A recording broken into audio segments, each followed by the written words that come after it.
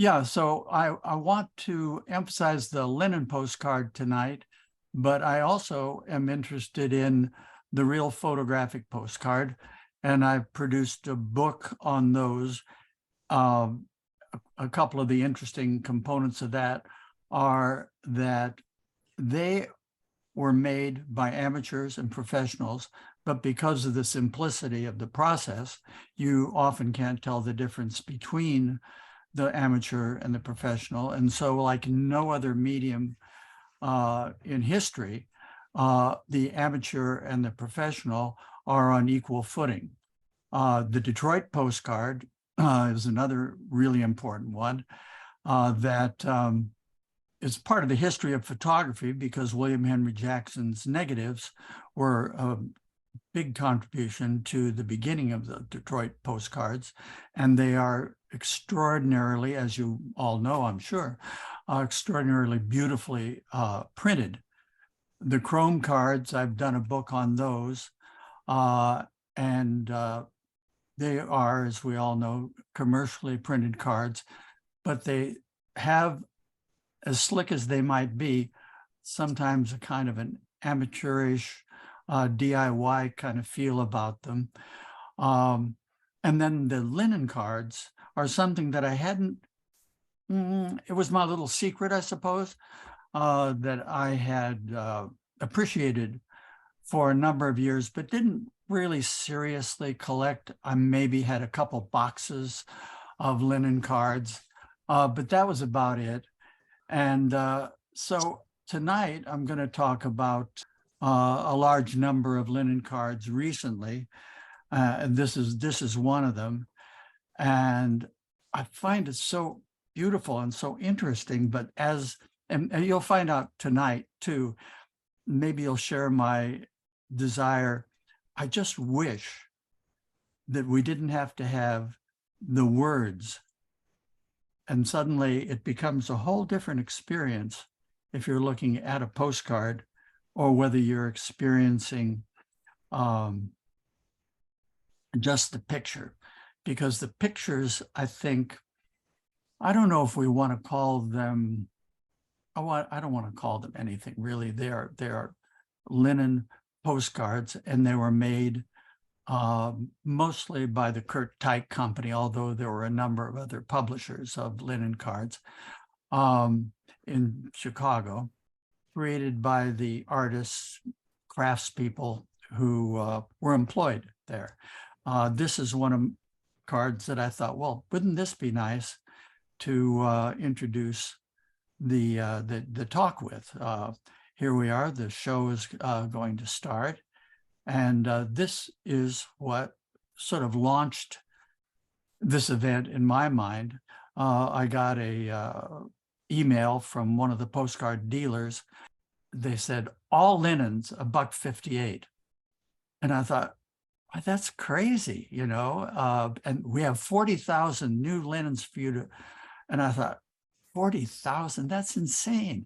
But because I'm thinking in terms of going to a show and going through a box with my fingers and scrolling through, and it would take forever to go through 40,000. Oh, I couldn't do it.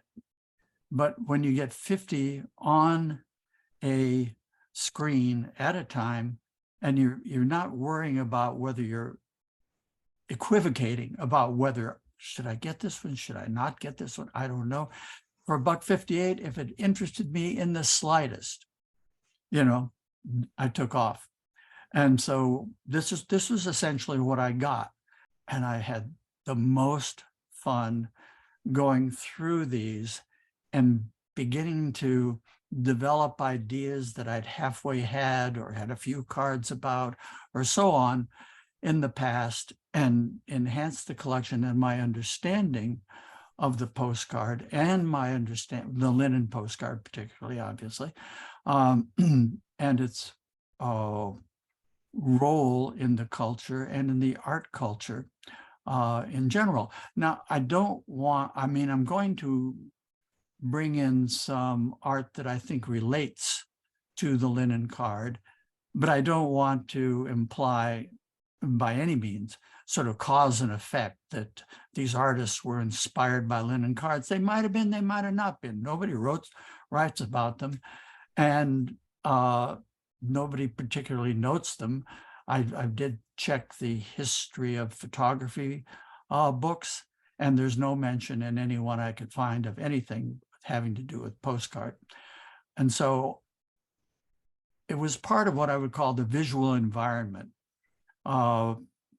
Jeff Mickle, in his book, which let me tout, I know he's on tonight, but that's not the reason. I just want everybody to read this book, because it is what I would call the one really serious book in the understanding of postcards. He uses the linen card in particular, but he mentions, you know, there were the movies, there were the magazines, there were advertisements, and so on and so forth. And that was all part of the visual culture, and postcards were part of it. But one of the things that I find interesting to note about postcards is you buy them one at a time. You don't open a magazine and see 15 ads and flip through it and so on. You choose the card, and you choose it and you send it, or you receive it. And maybe if you're a collector or even not a collector, you save it. And I think that really distinguishes the importance of the linen card and postcard in general. I had collected some ones that were more or less familiar with the cards as a type, or as some of the cool cards that we might have in our collection. And these are the kind of things that we might have and say, oh, these are our good ones. This one I had to pause on, because the green frog, I look at it and I say, oh, frog legs. And I think I might have had frog legs once, but it's sort of a terrible idea. And the cartoonist Sam Gross just died, and I read his obituary a few days ago, and I came across this cartoon. I wasn't going to put it in, you know, because it's sort of a side event and so on. But what I'm trying to do is convey the everydayness of postcards and the connections you make in your mind. And so this cartoon was something, and I thought, oh, let me look at that green frog postcard. I did, and so on. That's it. But throughout, I think tonight, the sort of everydayness of the cards and the different ways they manifest in my life and perhaps in yours, you know, are my theme. This was a card that, you know, I really love. I do not own. And the reason I put it in was that where I encountered it, I forget where it was Pinterest or someplace. And for $105, they'll send you a nice print of it. And I thought, this is something that I was sort of irritated, because that's something that I've said, you know, I would just as soon look at an enlarged postcard, linen postcard, as pretty much any piece of art, and have it in my house and look at it on a day-to-day basis. And so I looked at this and I thought, boy, practically every card that I'm going to show tonight, I would love to have a beautiful print of it. And this is a couple that I just love. I will say, well, two things. One is, keep in mind these little patches of the 6, the 2, and the 3, and the 1, which are essentially color samples. And also, one thing that's really interesting about the the linen postcard is, of course, the amount of handwork that went into it. The guy in the upper right-hand corner was a hastily drawn thing by a technician at Kurt Teich. And if you look at the dog's feet, particularly number 1 and number 4, you see maybe everything didn't go real smoothly that day at the shop, but keep that in mind. this is a card that Jeff, this wasn't the one he illustrated. I didn't want to just use the same one. But the thing that I thought was really noteworthy when I read about the detail that he got from his visit to the Newberry Library, which houses the Kurt Teich Archive, Newberry in Chicago, was a card just like this, which was, I don't know, was it a creation specifically by, I forget his name right now, so I wrote it down. G.I. Pitchford did, I think you're there, Jeff, right? No? He said he was going to be. Anyway. Yeah, yes, I'm here. Yeah. Oh, so yeah, I remember, the one I talked about was designed by Pitchford. right. And the in the creation of this card, nothing like this really looked like it.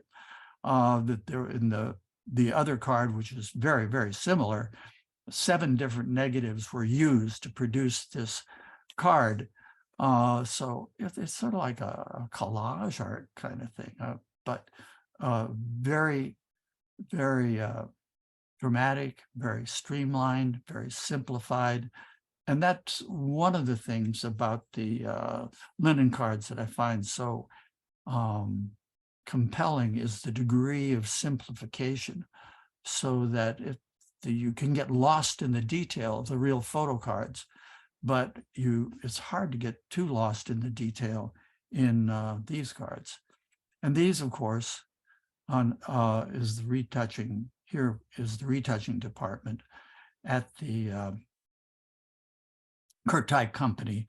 All the retouchers, as I forget whether not Ken, oh, what's his name, Jeff?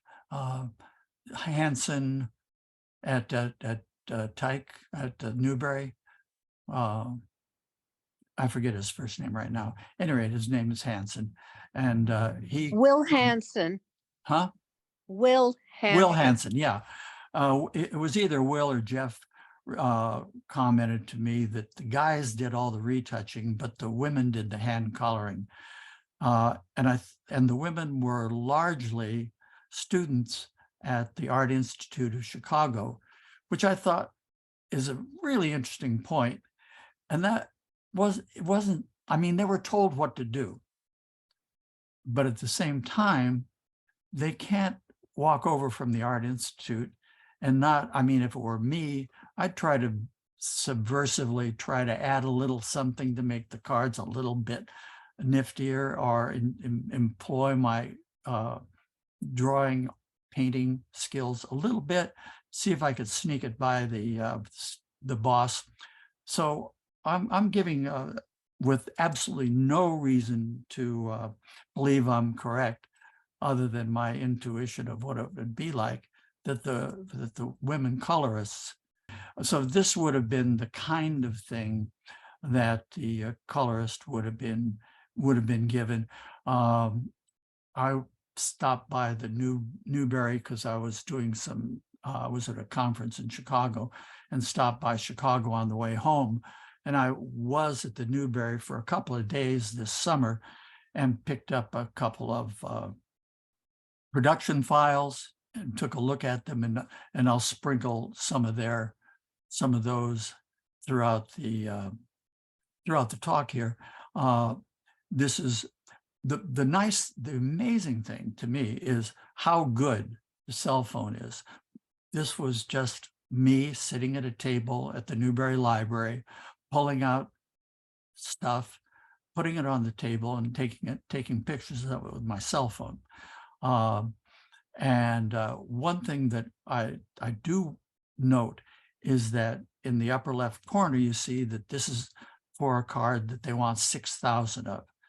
And so every card that's here is going to range between 6,000 and 25,000 cards for the order. They obviously tried to enhance the card. You can see this production file shows, so I don't know exactly how they employed this color design. You can see the airbrushing on the black and white photograph on the top, which obscures the fine detail of the photograph. And it would lead to cards like this. This was a card that I collected very, very early on. It was so compelling to me because it was just so transcendently phony. Did the Native Americans actually have plaid skirts to wear? I kind of doubt it. But whatever it was, it didn't match the obverse, the description of the card in the caption. Let me just say, as most of you know, the captions on cards are pretty anodyne usually. There's not much to be said. You know, we have indoor heating or hot water or carpets or something like that, but nothing pretty dramatic. However, this particular one caught my eye because the message on the caption on the back, devil dance of the Apache Indians, terror, treachery, cunning are your first thoughts. They really weren't my first thoughts. I didn't think of these kind of things. And, you know, I just sort of took this essentially unexamined racism of this description of what we're looking at. And I enlarged the caption to the same size as the front of the card. And this is, I just had some stuff left over from my 1985 exhibition of this stuff at the California Institute of Photography.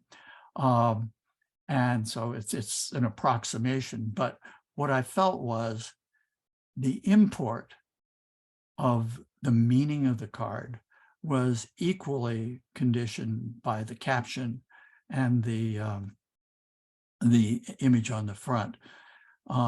Just for scale information, I just dropped this card on when I photographed this a little earlier, just to give you an idea of the degree of enlargement.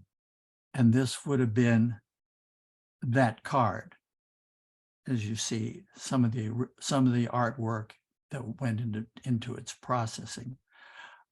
I do not know. I wonder, though, if that happy face by the ladder, the upper ladder on the right-hand side, was something that they put in there, just sort of like as like their private little joke, or whether that was actually on the wall. I don't know. But in any case, that is the card that was created. This, again, is a fairly benign card. It doesn't have any racist overtone. However, the Ray Walters, who was Kurt Teich, I don't know if he worked specifically for Kurt Teich or he just, you know, sent in these cartoons, but he has a vast number of linen cartoon cards, many, maybe most of which have pretty dramatically sexist or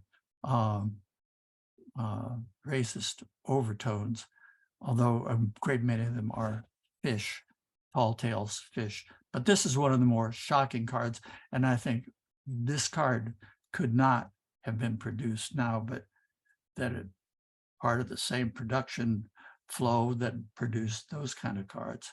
And this would be something that would be a much more respectful card, portraying Native American culture in a way that's convincing to me as a portrayal. But again, you can see the vast amount of artwork, and it's this sort of funny balance. It has obviously photographic roots in a way, which sort of carries with it a little of the veracity of the photograph. But you can see there's practically nothing in the card, as is often the case with the cards, that actually looks photographic. This, by the way, if you look at the colors here, and then you look at the Kurt Teich color chart, you it gives you an idea of the colors that were the standard colors that were available to the artist. So that will come into play in cards that I'll get to soon. But I love this as an example of the application of the Kurt type colors.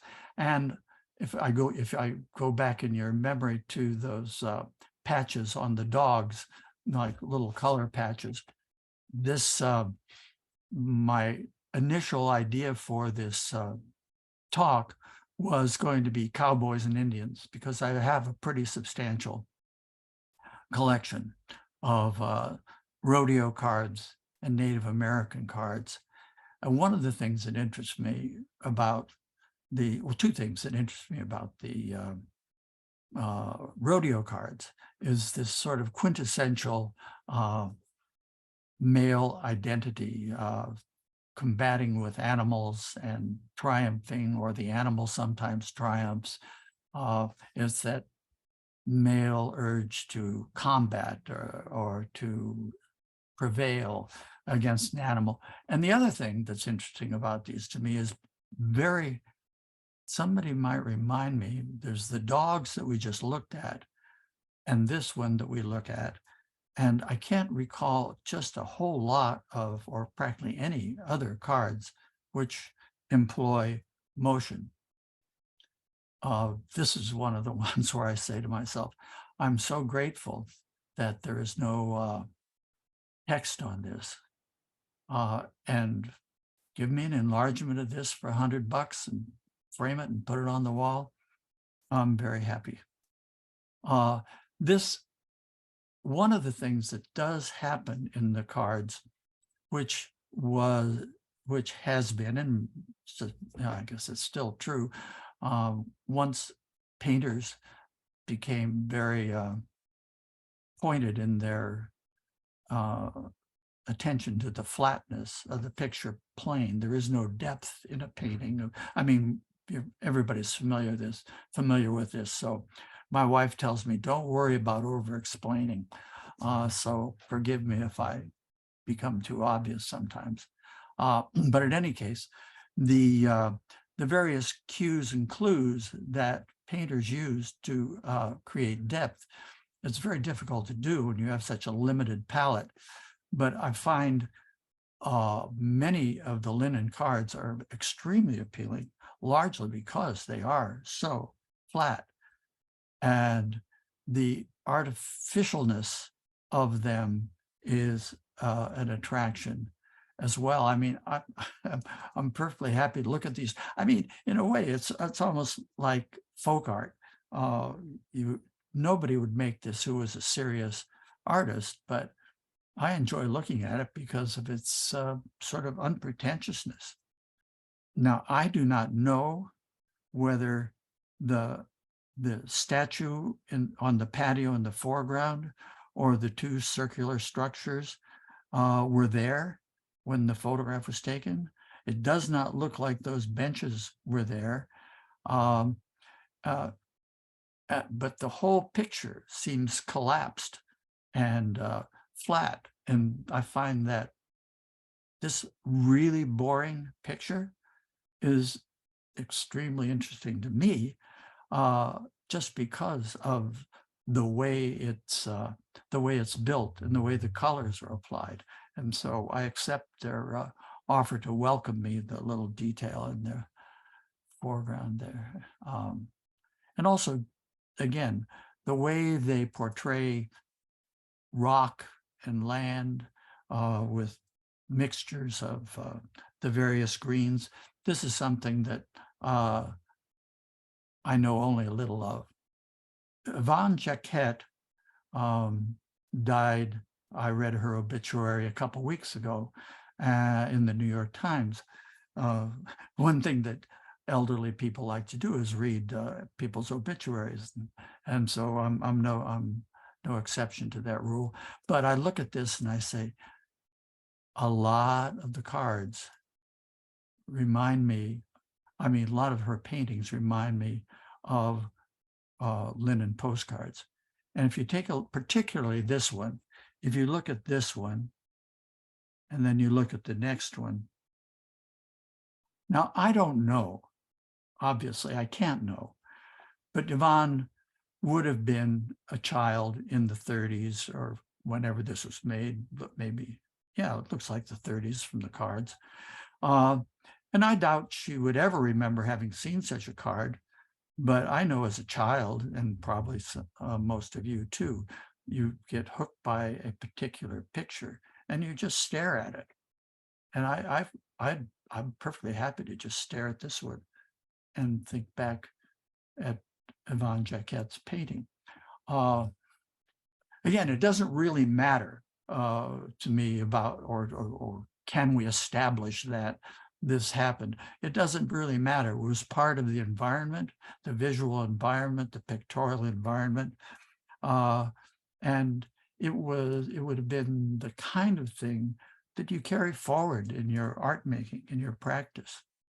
So one of the things that I enjoy doing is putting the cards in a kind of an order. Sometimes the order is pretty clear and obvious, perhaps, and sometimes it's not, but it always interests me. So if you see a connection between one card and the next, I probably meant it, or you came up with something that was more interesting than I had imagined. And another thing, some of the ideas that I come up with here, they play back and forth because it gets a little tiresome if I talk about the flatness of the picture plane and go on with 15 cards or 20 cards to prove that point. But this one is one where I find it really interesting that you can get a good sense of the depth because of the way the waterfall progresses, but there's not, in terms of the color, actually, of any particular sense of depth in this one. And there are a few cards that I'll mention now that sort of share this characteristic.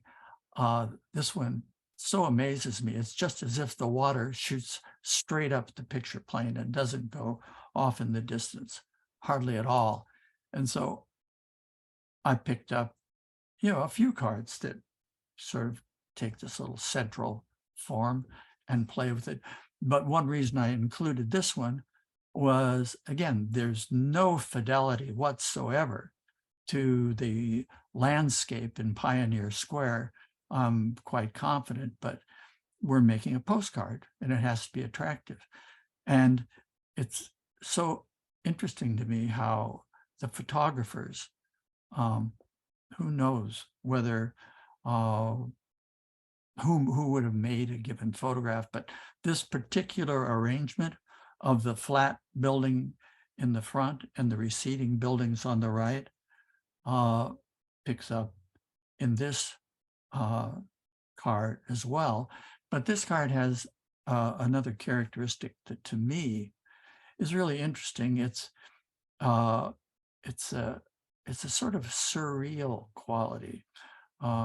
It's everyday reality in a way, but it's evocative to me of effects that I feel when looking at surrealism. I mean, this is something one can talk about.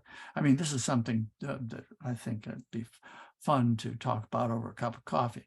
So there's this, and I say, well, where have I seen that? Why is that interesting to me?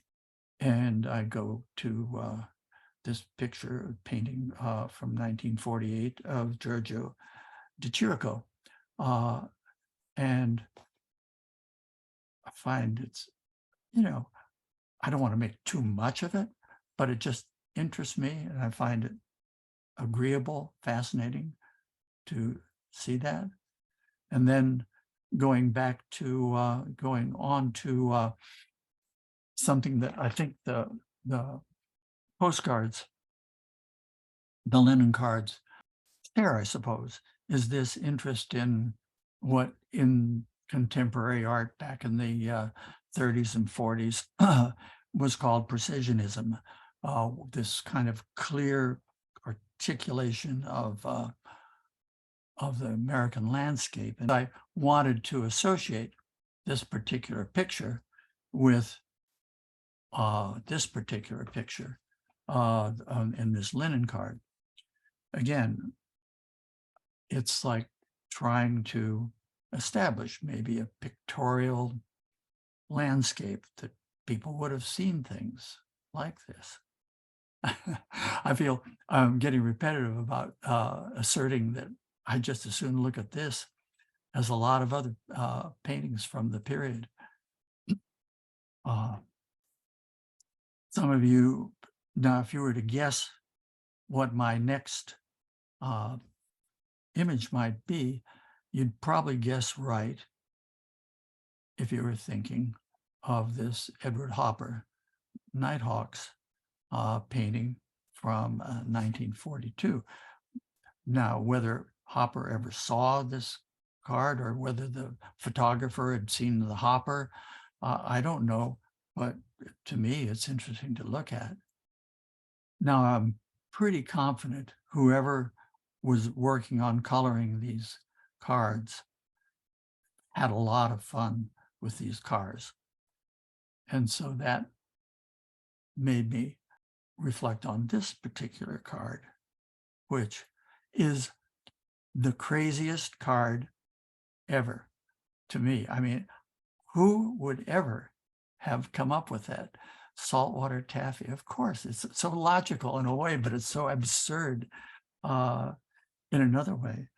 It put me in mind of Wayne Thiebaud. Now, while I was talking to my friend, Dave Alexander, who helps me in matters such as this to make sure that I can drive the car, while I was talking to him about, you know, how to operate this application, he types in Chat GPT, what contemporary painters paint like linen postcards with the flatness and colors that are similar? And in a minute, I swear to God, maybe it was 30 seconds, while there are many contemporary painters who incorporate elements of flatness and vibrant colors in their work, it can be difficult to pinpoint specific artists who paint like linen postcards. However, there are a few contemporary painters whose work might be of interest to those who appreciate the aesthetic of linen postcards. And then they start to list, and the list was the first two people I thought of, which were Wayne Thiebaud and David Hockney. And then David Alexander, my friend, asked Chat GPT, list 10 more. And Chat GPT agreed and gave us 10 more. And so I'm just thinking of what we do with our stuff, our collections, and so on and so forth. And I'm thinking one of the tools that I had no particular experience with, it's quite new to me, was this Chat GPT. And I've asked to repeat it a few times now. What about this? What about that? And I get a little essay. And I don't take it on face value necessarily, but at the same time, it's an awfully interesting starting point for many of the questions that I've asked it. So in any case, I think I have an affection, and obviously the linen postcard makers had an affection for nighttime scenes. They're so haunting. Maybe this is an echo of that surreal quality, which evokes some of the experience I have felt with these boxes with which you might have some familiarity by Joseph Cornell, which have that same sort of haunting quality about them. And I look at that, and then I go over to this card, and I say, and just having that experience of the Cornell in my mind makes this postcard, linen postcard, all the more experiential for me. I find these often, quite moving, really. Once you strip out all the detail that occupies our mind and our eye when we're present at a given situation and pare it down to its essentials, as often happens in the linen cards, it accomplishes some of the things, I think, that precisionism and maybe surrealism accomplish in the art world. It's interesting to me to just check on those relationships. One of the other components that people talk about as being of interest to precisionists is cubism. And certainly some of the, I haven't seen a lot of these kind of cards, but certainly the cubist influence is apparent here. I don't know why they didn't take the bus out, which to me just adds that little touch of presentness, reality. And then this card, of course, takes it yet further. And so this seemed to lead into this kind of an image, and subsequently into this. And I'm just looking at the creation of the colors with these really deep browns and the reflections in the water and the simplified form of whatever this building is on the left. And it seems that the Hockney is a nice one to follow. This section is for Rick, of course, and his swimming pools. But once you see this, and then you see this, that sort of sense of arrested movement, suspended animation, whatever you want to say, seems to be more accessible. I think David Hockney would really wish he'd made this. The colors, the space, the strange stillness of it, the empty benches. I mean, it is a wonderful thing. And once again, when you go from this one to this one, I think, becomes a different image just because your mind is already full of this one. At least, that's my take on it. I love the extravagant nuttiness of a picture like this, the density of all these pasted in birds. I mean, you could do this in Photoshop, I guess, paste in all these birds. I don't know quite how they did it to get all these birds in here, but the density of this card is just wonderful. And it made me think about this, the famous green benches.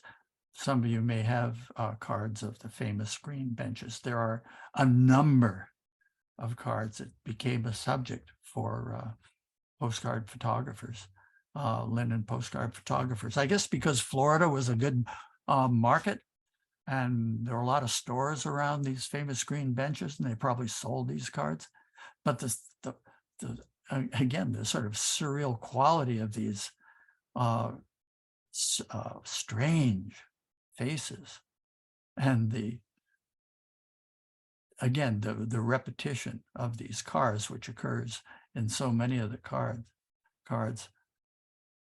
Wonder how many here can give me the year on the red car. If I remember, correct me if I'm wrong, I swear, I think I remember that as a 41 Ford, but, I was only 4 years old at the time. So, I might have not remembered too accurately, but I love it. And it's just interesting to me how the mood shifts when you go to the green benches at night. of course, and you also go back 10 years in cars, but you still have those same strange faces. And again, whatever I'm getting from this has echoes of what I get from Cornell.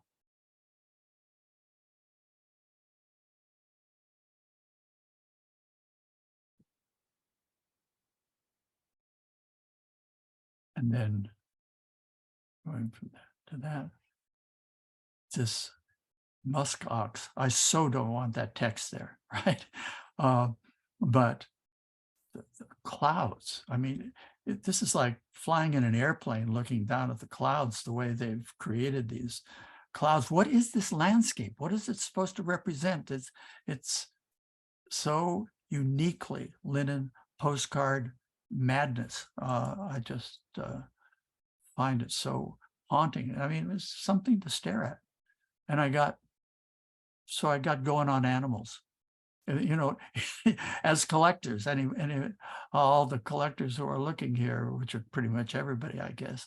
Yeah, I started collecting animals. But what's that saying? Trying to put lipstick on a pig.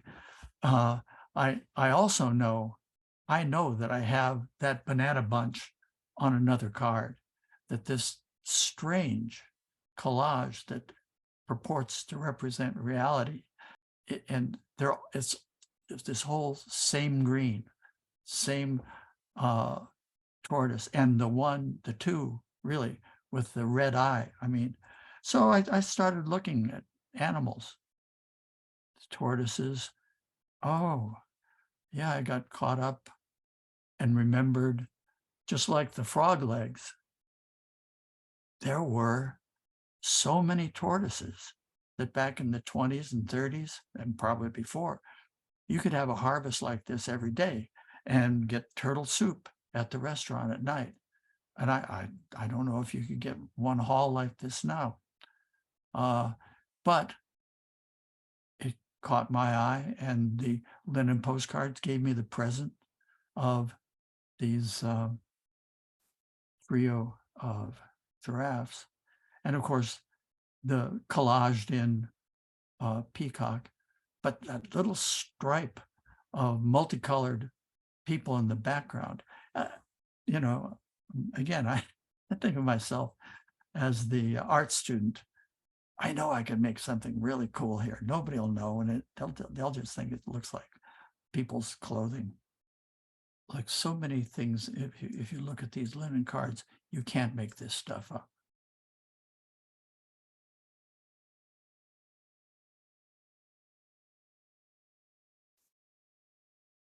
Again, I'm looking at this elephant and I'm thinking, oh yeah, there was this picture. And as a photographer, this is a really modern photograph. You could not have made this, couldn't have gotten away with making this photograph at an earlier time period. The strange composition, the structure is something, as a photographer, you could look at this and learn, oh, I could get away with this. This is very interesting. And that whole cluster of spectators, and that the colors, where else do you get this? You just don't. Did all the animals decide to turn up in threes? But again, once I started looking at these bears and thinking of the animals and thinking of the zoo and staring at animals, and I started off on bears a little bit.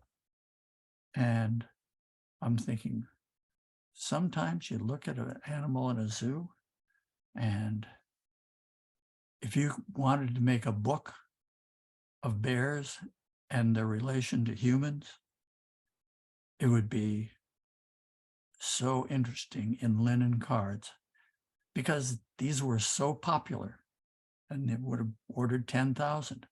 Why would somebody order 5,000 or 10,000 of these cards? I mean, that's one thing I do look at and I say, these cards are so crazy, some of them. Who would buy this card? I just find that remarkable. And this is only linen. And how we represent animals. I don't know about you, but I'm looking at this and I'm saying, I think they did this all in the studio. I know in the upper left corner that car was not something Native Americans would have been familiar with. And maybe there were a few things on this rock, a few petroglyphs. G.I. Pitchford might have said, now fill in some more. We need some more stuff. Something with a density like this.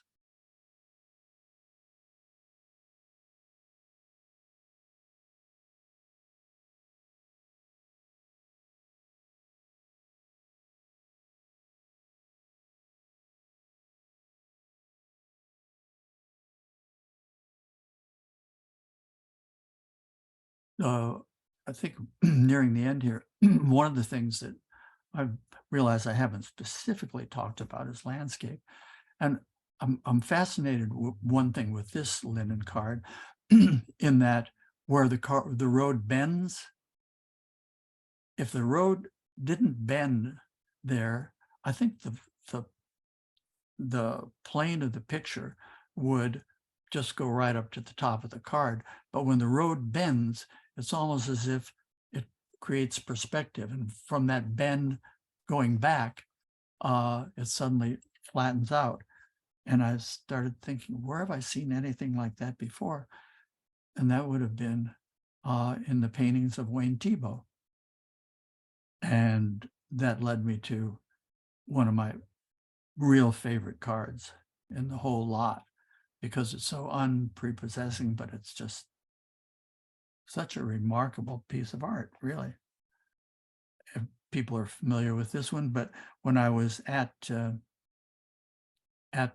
Newberry, I picked up this production file. I didn't really know whether I had the card or not, but I see that this garnered an order of 12,500 cards, and that this would have been the airbrushed artwork that would have been a step in the production of the card. And by the way, again, just one more tip to Jeff Mickle is how detailed in his book the description of the production of these cards can be, which frankly frees me to do the stuff that I'm having such a lot of fun doing. And again, this one is one of my favorites. Flat as a pancake. The space hardly recedes at all except for those cars, and then the diagonal line is just interrupted by the card that's turned right in between those two guys. This is, as you can read the caption, detail of a photograph, which Mark Klett and Byron Wolfe produced. If you're not familiar with Mark Klett and his work, it started with the Reef Photographic Survey project many, many years ago, where he would photograph, say, a William Henry Jackson or such landscape, and then he would find, the exact tripod holes, so to speak, and create a matched picture of the same site 100 years later. And he's developed this idea, not to go on about it, but to the degree that he actually incorporated this little fragment of popular culture, this linen postcard, into this photograph of the Grand Canyon, and he found the same freaking rock. I find that and the same time of day, I find it so wonderful and shocking. And this is something that, if you wanted to take this from a cultural standpoint of man triumphing in the wilderness, you can do that. And Jeff described this particular picture about the single woman up here with his, I think he was quoting somebody, the majestic view where you sort of own the landscape by staring out into it metaphorically. But at the same time, you got to love all those little colored rocks. But the idea that she's up there alone, dressed for the wilderness. And one of the cards I got in my trove was this one, which I found another example of it. It can be, I mean, so many of these cards can be interpreted culturally, the Native American ones, and I did not even touch the Black subject matter, which is just huge in linen cards. You know, one person who's done a real job is it backwards for you too? American Woman Suffrage in Postcards, Ken Flory. Just to give you an idea of the number of cards that he's got. And I have said that you cannot, because the women's suffrage employed postcards as part of their publicity model. And you can't really understand the women's suffrage movement without understanding the role postcards played. And I think that you can only enlarge your sense of what American pictorial history is, both formally and as a cultural phenomenon. You can only enlarge your understanding of it by paying attention to the postcard, where here you have a woman alone in pants and boots, out alone in the wilderness. Palo Duro, the hard tree. I love that. That's a very unusual subject. And this is much more common, where the woman is the subject of the viewer's gaze, not that she is.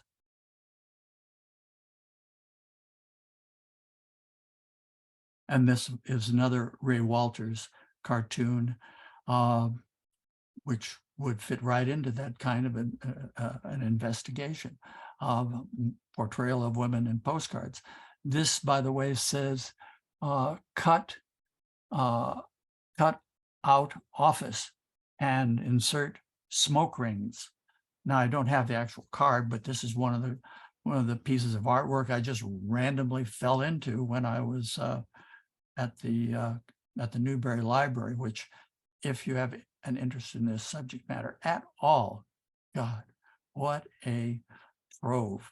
And they're so very helpful in your investigations. So, and here is the young woman saying, "Look at this," and she's in a cave.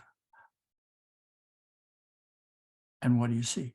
Once again, it's this, particularly the cave pictures I love, because they are so bizarrely flat. I mean, I have no idea where I am. I cannot locate, because of the artificial nature of the colors that they put in. I have no idea where I am. This one gives me a little hint, as does the same sort of triangular element in the back left of this particular one. Just says the Hibbing Daily Tribune. But, you know, not because I've basically covered this territory. I won't go into it again on this one, but I love that little house over there. What can you imagine living in that house? Anyway, this is sort of like the wind-up. This is the last few cards, which I have nothing to say about, not just run through them.